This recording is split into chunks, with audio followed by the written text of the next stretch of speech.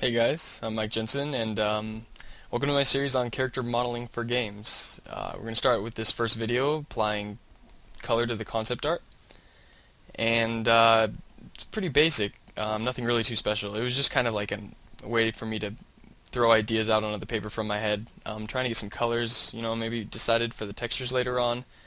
No one's ever going to see this, so it's not really a big deal on how good it looks. So basically what we want to do to color this is we want to lift the sketch that we got on paper off the paper so we can have it on its own layer, separated from the white. And what I'm doing right now is just control clicking the RGB channel and then inverting that selection, creating a new layer, and then filling. And I'm going to have to do that again because I accidentally left the school mark lines on the paper. So I'm going to go through that again. It'll take me a little bit of time to realize that.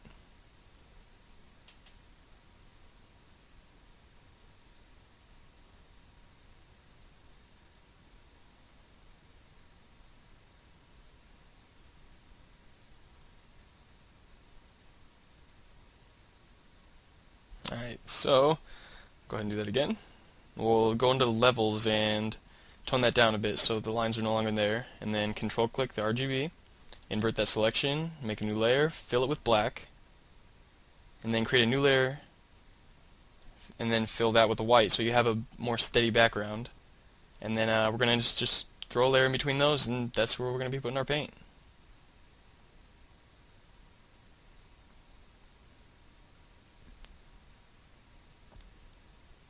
And this is going to be really basic painting. I'm not a painter. I'm not great at this. But I don't have my own concept artist to do this kind of stuff, so I have to do it. I'm going to change the background to a little bit darker color. A little bit easier on the eyes. And just continue painting.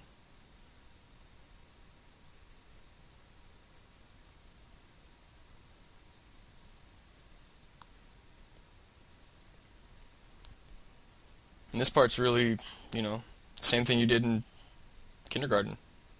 Just keep it in between the lines. I'm not even that good at it.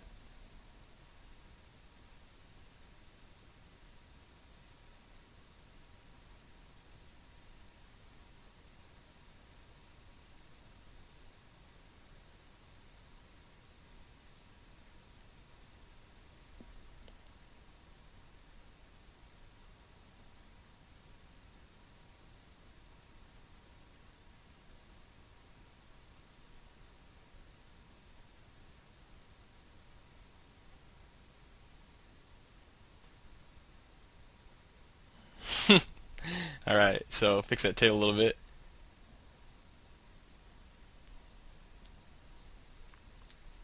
And it's a little bit too saturated right now, so I'm gonna go ahead and go into curves and pull that down a little bit, make it a little bit darker.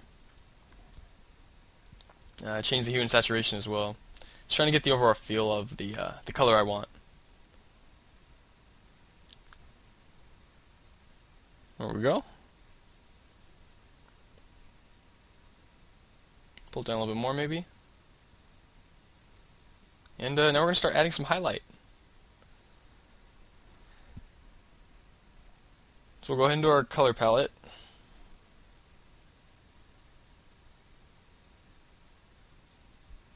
And then grab a color that's a little bit lighter than the base one we use. And then just start throwing some light on there. Pick the direction you want your light to come from, and throw light on that side and throw dark on the other side. It's about as much as I know about painting.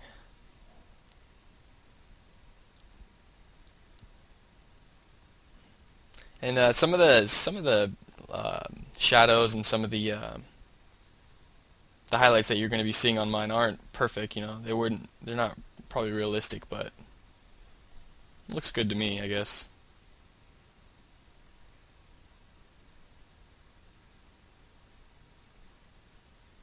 Just to maybe pop it out a bit, I guess. It's not really too big of a deal. And you want to make sure to paint your It's always a good idea, just in case, to paint your highlights and your shadows on a separate layer from each other and from the base color you used, just in case you want to adjust them a little bit later on. It's a little bit easier. I'm going to start throwing in some of the shadow. This chapter is probably going to be one of the shortest ones. There's not much to it. And this isn't really what the tutorial is about. This is just something that I added because I had done it. I just figured I'd throw it in there just because it might help someone. I'm just throwing the shadows on the place where I think shadows would be. I picked the light source to be maybe a front above the head, front a little bit closer to us in a three-dimensional space.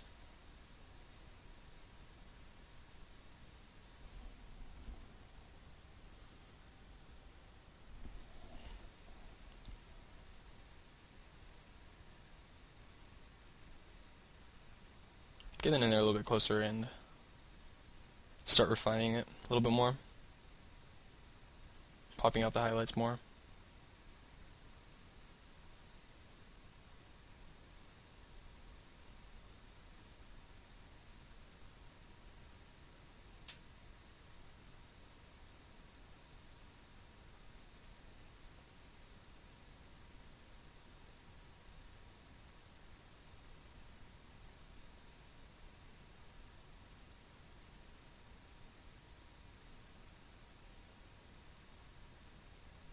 I'm going to go ahead and start filling in those horns.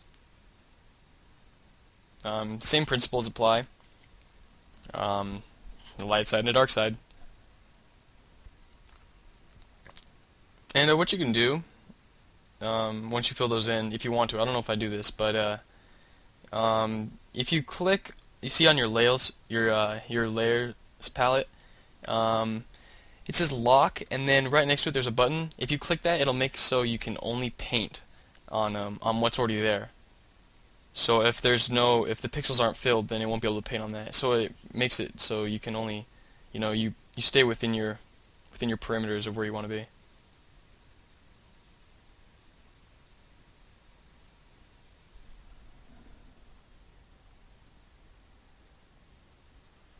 Throwing a little bit more highlights, trying to figure out how that's going to work. It doesn't seem to be. But that's okay.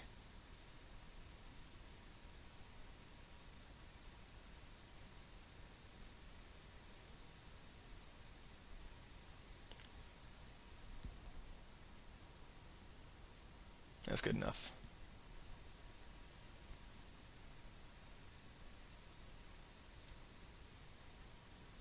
And the nose that you see right now, as well as the wings, they're not the same as the ones I'm going to do on the model.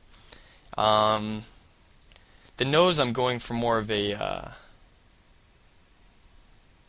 how should I explain this? Well, it doesn't have the nostrils aren't really there. It's just really two slits in his face.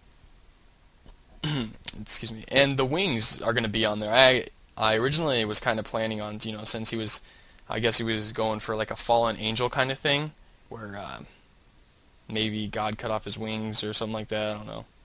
Something that has kind of a cool background, but the wings just looked better on him than off him, so went ahead and put those back on.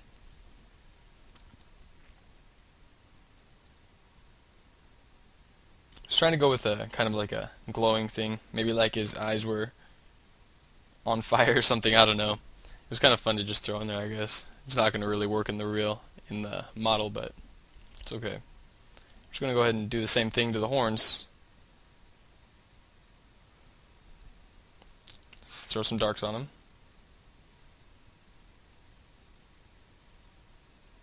As you can see, my painting is not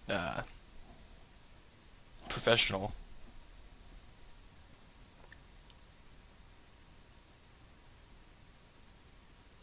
Alright, so we're pretty much done, really. I guess I'll show you guys the other concept I did before. I didn't really record it, but came back and recorded this one just to show you guys. After the final touches.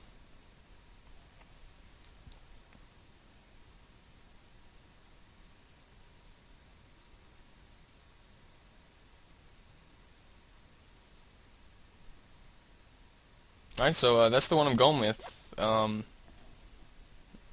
Same painting as before. I didn't fill in some of those horns. And that's pretty much it. I guess we'll go ahead and start making the model.